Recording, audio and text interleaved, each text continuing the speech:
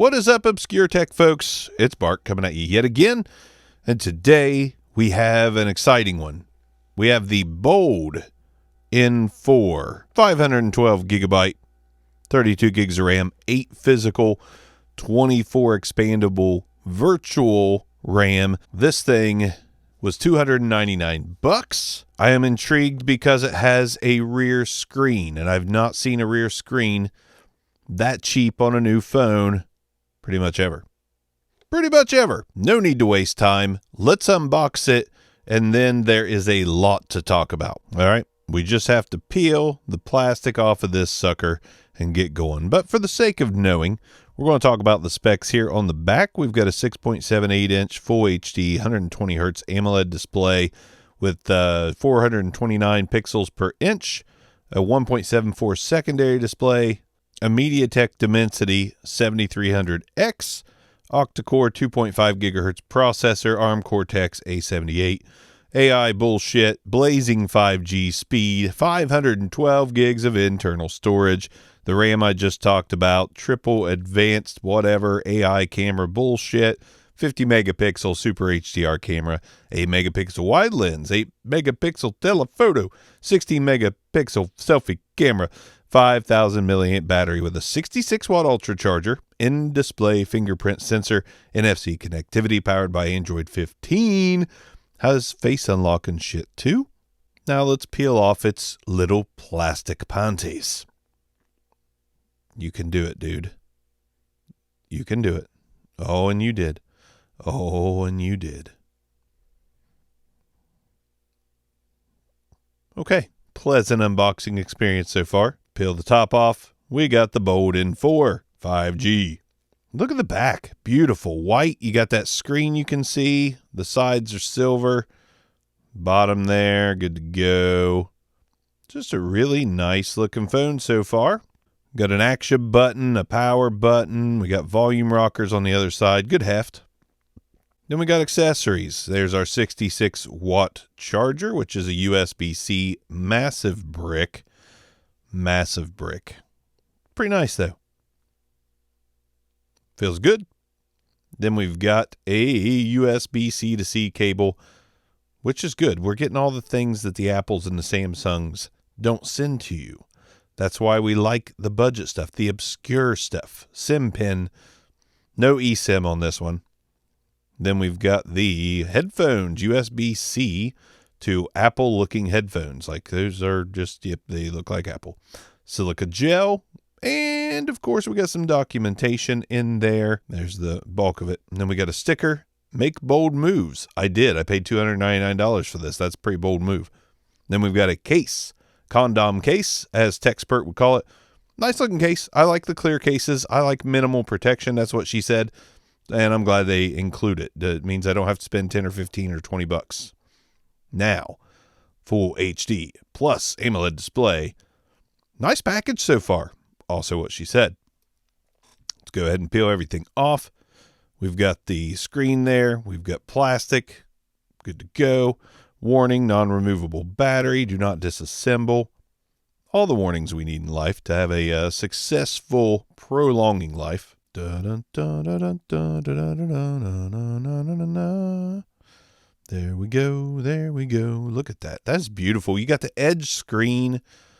I'm not really big on the edge screen, but if you are, this is for you. SIM tray on the bottom. Beautiful looking phone. Again, I prefer flat, but we do have a screen protector on there of the film variety. You can see it right around the selfie cam there. Good enough, though. I'd rather have something as opposed to nothing. And it is an edge screen. Again, that makes the screen protectors tough. So, nice looking phone, no. Really nice for $299. Bold. Now let's peel the plastic off of the rear camera apparatus. And looks nice. The cameras look okay. The screen looks nice. I like the action button. The case is a little weird. You can't really tell where the buttons are, but you get used to it. A lot of bumps on this thing. Powered on. It's bold, baby. That's bold, baby. Wait, bold or brisk? Either way. Little animation. Hi there. Hello to you. we'll get this thing set up and we'll get it rocking. We'll figure out what this thing's all about for $299. All right, first things first on the impressions here. First off, there's a disappointment. So I thought when you powered the phone on and you did stuff, which fingerprint reader works pretty well. Not super fast, but pretty well. Then you got face unlock. Very fast. The screen, I know you can't really tell from here yet, but it's really good. Now, out of the box, it is very saturated. So I went in, turned it on to neutral display settings, and I even, maybe that's all I did. I think I just went neutral on it. But the neutral sounds, or neutral display settings, no vivid. The vivid just made everything, it was not great. So change to natural, good to go. The thing does get fairly bright, so there's no issues there. It feels pretty good in the hand. There's a lot of features tucked away in here under accessibility. Don't know if you can see that, but accessibility there in the middle. There is some good stuff in here. We got an extra dim feature. Let's get a camera on it, actually. All right, so we've got an extra dim setting, so we can toggle that on to get maximum dimness. I like that. We've got color and motion. We can do color correction. We can do dark theme, remove animations, large mouse pointer. There's some good stuff in here.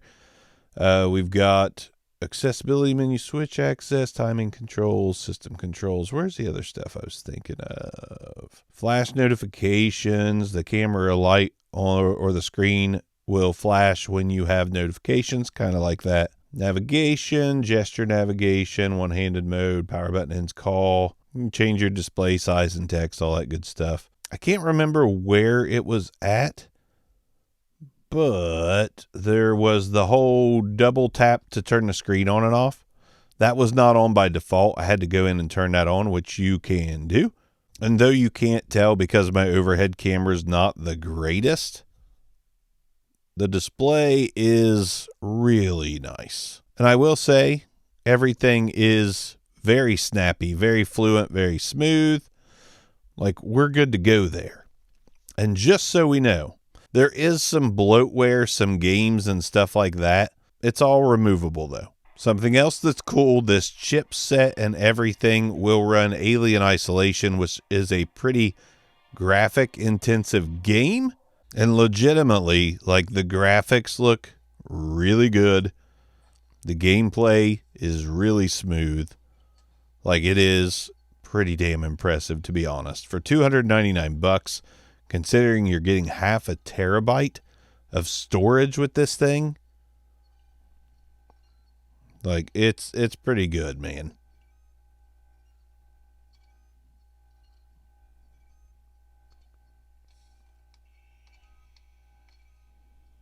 And legitimately, just like it works. It works and it runs smooth. And this is very graphically impressive. And we just have no hiccups here. Like, if you're into gaming, you're into emulation, you're going to be fine with this device. Absolutely. As far as the sound goes, the sound is really good.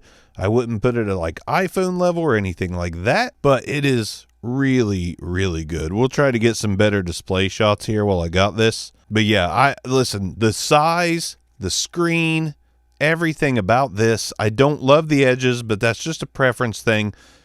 But this checks almost all the boxes. I actually would love to carry this as my everyday carry, but we're going to have to test out the cameras. Yes, we're going to have to test out the cameras. So let's test out the cameras and then come back, do some final thoughts. Again, everything is snappy. Everything is good. We're on Android 15. Like, I just don't really have any complaints about this phone so far. I use LumaFusion to edit a video on it. It did that beautifully. For $299, I am just insanely impressed. But before we get to the camera thing, here's another thing. I expected, which I kind of started to touch on at the beginning of the video, I expected that when you would open the camera on the phone, like so, that the back that this would just automatically happen, like it would start. That is not the case. Like, what you do is you double tap the camera, or you double tap the secondary screen, and that pops on, and you've got like a home screen. Then you can slide over to camera or music or a recorder or a stopwatch or an alarm or a timer. And then, you could also check your notifications. Like, you can drag, let's see. Oh yeah, you can pull the top down and adjust the brightness of the secondary screen. Oh yes, and then you swipe up on the little home screen looking thing. There's my pattern. Put my pattern in. I've got notifications up there. I don't really have any. So the functionality of the back screen is cool, but you have to, you want to set your camera up the way you want this to work. And then you tap on your camera, and then, you can see what's going on there. So I can do this. I can have myself on the screen. I can watch myself doing stuff, but the display here does not mirror the display there. It doesn't work that way. And honestly, I was excited because I thought it would work that way. I thought you would turn this camera on, or, other apps that work with the secondary display, and I thought it would just be automatic. But no, this is almost like having two separate phones. There's like a front phone and then a back phone. So that is kind of strange to me. It's not a deal breaker or anything like that.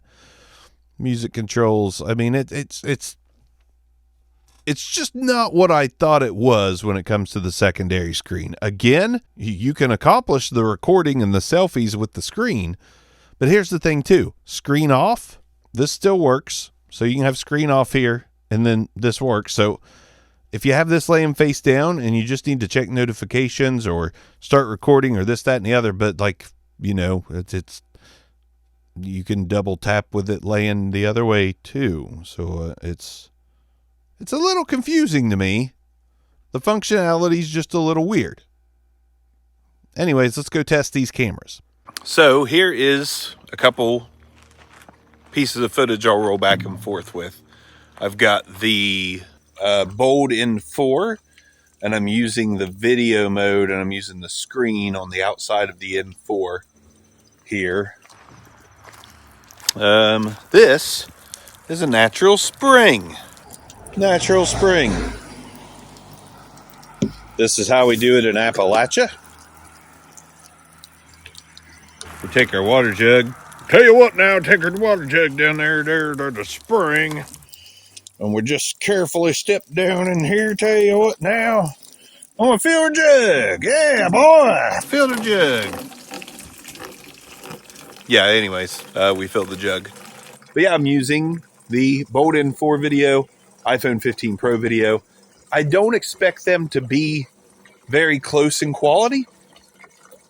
Maybe I'm wrong. I'm outside now.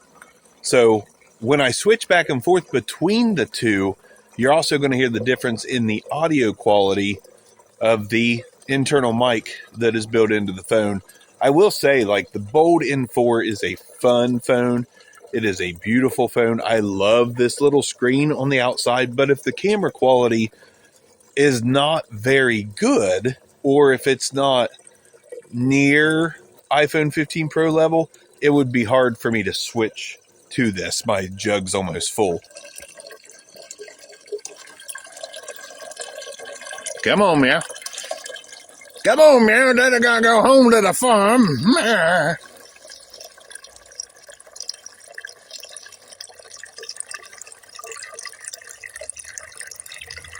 Cap her off, boy. Cap her off. That's cold. That's cold as shit. Now, that was me just using the outside screen. I don't know if the video will change. Like, if I set the video one way, if it'll stay that way and default to the second screen. But we're going to find out. This is HD 60 frames per second. The first video I just did was HD 60 on the iPhone, but it was 4K 30 on the Bold N4. So I'm going to stop both recordings, and I'm going to switch from back and forth between the iPhone and the N4.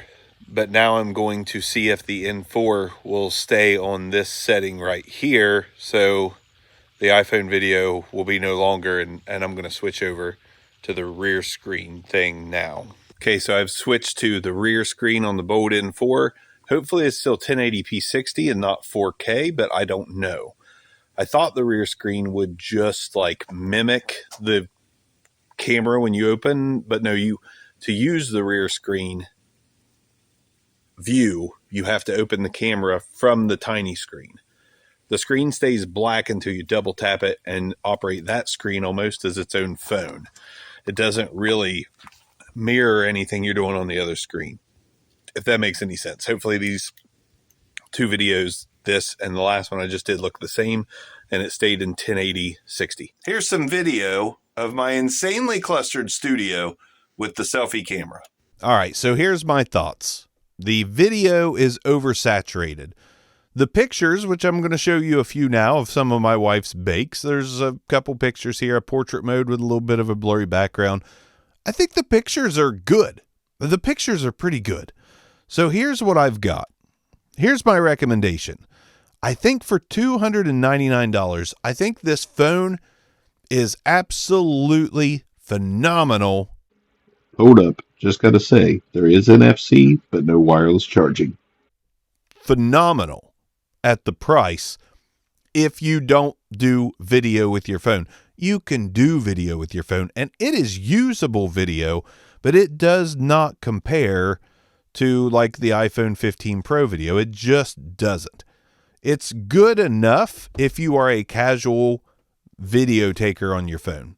It'll be fine. Outdoors, and if you like to adjust and remove some of that saturation, it's going to be fine.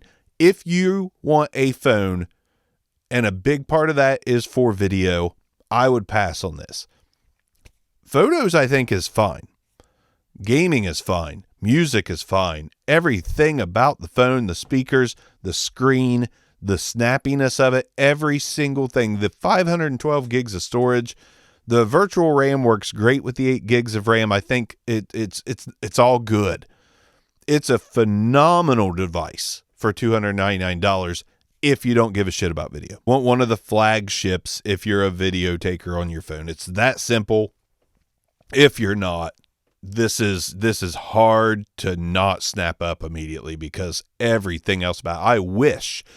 I wish I was not a video on my phone guy, but doing YouTube videos and other stuff, I am very much a video on my phone guy. That's why I'm still toting around an iPhone 15 Pro, even though I kind of want to go back to Android, but I don't really love this. I don't want to pay $1,000 for a Samsung or a Pixel, or, I already bought my iPhone 15 Pro for half that like a year ago because I found a great deal. I have to take video. It's part of what I do. If I didn't take video, the Bold M4 would be in my pocket every single day. Even though I don't love the curved screen, that's the only other thing I've got besides video being something I don't love. I don't love the curved screen. I love the flat, and I love the flat edges of the iPhone and the Pixel. But if I would overlook the edges on the phone preference-wise, because this thing, I should say, is an absolute beast for $299. I just wish we had a flagship budget brand, because I think this is a flagship for them, that had great cameras for video. Love this device. I think Bold did a fantastic job on it. 512 gigs of storage for this price. Dude, they're knocking it out of the park with this one. Almost. If I hope you're watching this and you're like, I don't care about video, buy it. Link in the description. It does help obscure tech, but buy it. I didn't expect a fantastic camera at $299. I was hopeful for one, but I didn't expect it. But absolutely great device. One of the best I've tested at $300 or less, bar none. I am not going to be negative about the one thing. I can't be positive enough about this device. It is all that in a bag of chips for most everyone. Obscure Tech, I will see you guys next time. Hopefully with more phones, tablets, etc., etc. I've been doing a lot of IEMs. I love IEMs, but I also absolutely love being out in the field with the phone and testing all the capabilities. By the way, connectivity is fine. 5G's blazing fast. There's no issues. It works as well as my iPhone. Good to go there. It's unlocked. Have a ball. Have a ball. See you next time. Obscure Tech. Peace out.